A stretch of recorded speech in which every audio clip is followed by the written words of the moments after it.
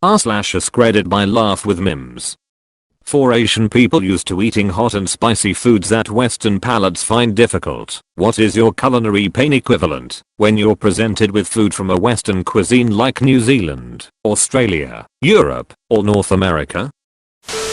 My Indian lab mate was telling me that she couldn't handle the amount of cinnamon we use in desserts, that it was more of a sparingly used element of savory spice blends for her. Cinnamon is used pretty often in Indian cuisine, but the quantity is not a whole lot. I live in Hungary, and I heard Asians complain about how everything has meat and paprika in it. As an American of Hungarian descent, I'm honestly a bit taken aback at the idea of not putting paprika in everything. Strong tasting cheese. I can't handle anything stronger than cheddar. Oh god, I'm the exact opposite, lol. I love my cheese as sharp as possible. I routinely get 15-year aged sharp cheddar from a local place in Wisconsin. God, that's the shit. Just eat it by itself. Wisconsin is a good place to be for cheese. My father-in-law is Indian and eats flaming hot curries all the time. But he recoils in fear from black pepper. Like, plain ol', sitting on the table next to the salt shaker, pepper. I don't even think of black pepper as spicy, but if you bite into a peppercorn or something, it does have a bit of a kick. Nothing like the ghost peppers this guy could eat like cherries, but that black pepper kick was just enough to scare him off. Which is weird cause black peppercorns are indigenous to India. I have many co-workers who are Chinese. Many comment on when I eat raw veggies. I guess they are used to cooking everything. Also, Chinese people love their food and drinks to be hot, temperature wise. I'm guessing that cornflakes with cold milk would be a hard no. Most Chinese don't eat raw veggies, but will eat raw fruit. When asked, most would say that vegetables are dirty, and given the sanitation of growing food in mainland China, well, would you want to risk eating that without at least scorching it? Sparkling/seltzer water. Now I come from an Asian country where ice cold water is pretty acceptable due to the unbearable heat, but God forbid I never understood why people drank sparkling water. I worked part-time at a restaurant in a touristy area, and so many Americans/Europeans would drink $6 sparkling water and I never understood why. I've tried it myself a few times and to quote the culinary genius LaughWithMemes, it tastes like burning. It tastes like TV static edit. Thanks for the gold and silvers and all the caramel mayo. The whole my highest comment is, stuff you know. For Americans, at least, I think it's kind of an alternate choice. I drink it a lot, and most other people I know who drink it so much do it because of soda. Cola addiction is weirdly a real thing, and when some people stop drinking it, they need the fizz to be satisfied. Sparkling water is pretty much just fizzy water. 100 years of drinking the cigarettes of beverages shaped us into carbonation addicts. Sparkling water doesn't taste good, but it kicks when you're craving soda. Funny enough, it'd say 70% of the population thinks it's disgusting. I used to drink up to 3 cans of Pepsi a day and no one said a word. When I started drinking LaCroix, I was crucified at every meal. My Japanese friends say that American sweets are too sweet. Like the cakes and cookies taste like sugar and nothing else. That is not really an Asian thing, that is more a rest of the world thing. In my experience, pretty much anyone anywhere thinks Americans put too much bloody sugar in absolutely anything. I guess cold water or sparkling water? Now I'm used to it, but when I was younger I always got stomach aches because everyone drank cold water in kindergarten. I think that is a wider cultural thing. I know my Indian in-laws and their friends believe cold drinks make you sick. They always keep one in the fridge for me and then drink their lukewarm soft drink or water. People tend to underestimate how heavy Greek food tends to be on the stomach. For example, if you have traditionally cooked moussaka, it will be tasty as hell, but it will sit in your stomach like a brick. So far most of my friends have suffered because they underestimated its heaviness. The only one that has made it through the gauntlet, that is Greek food, is my current GF. That girl can eat. Greek bread with all the dips is delicious, but so dense and heavy. I'm raised as a Thai and you know that our culture is based on spicy food. Sometimes it can go from mild to insane. I'm more of a middle guy. Food here is also based on fresh vegetables and light meat, and complicated flavors of spicy, sweet and sour at the same time. When exposed to other Southeast Asian cuisine, I can handle most of them, and I'd find East Asian cuisine bland sometimes. But Western cuisine, the culinary pain I went through is the amount of fat in the dish. By fat I mean oil, butter, cheese and any equivalents. I just can't handle if the food is too oily and will ruin my appetite every single time. I would even feel queasy or even dizzy after the meal, and the only way to fix this? Spice and a lot of spice.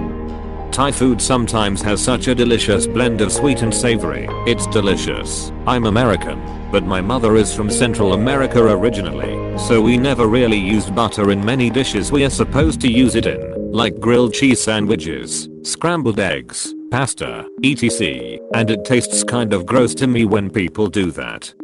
It's unfortunate because I'm from the southern USA and butter is kind of a staple here. Mustard. It's a different kind of spicy, and I can't handle it. Mustard / horseradish / wasabi are actually spicy due to a different molecule than peppers.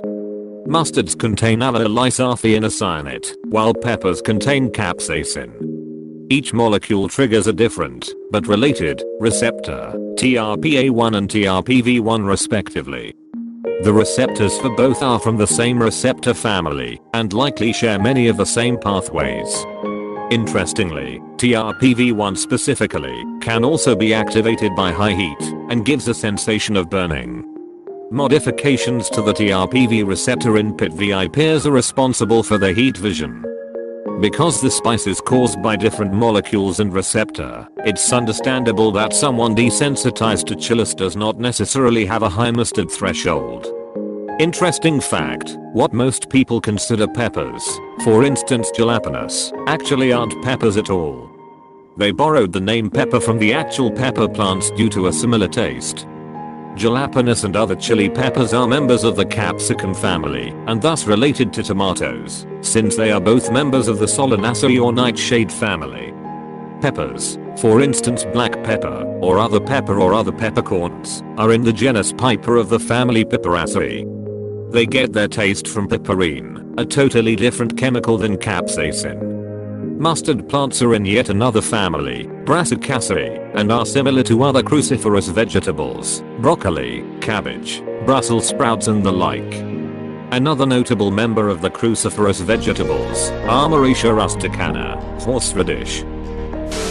My Chinese neighbor was talking about how grossed out he is by cheese being on everything in the US, and melted gooey cheese is particularly disgusting to him. He remarked that the only thing we don't put cheese on is fish. I proceeded to tell him about the culinary delight that is a tuna melt.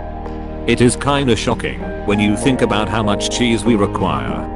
I did not realize how much cheese I ate until I moved to a country where I could not get good cheese. I now pay $100 a year just to belong to a cooperative, so I have the chance to buy good cheese.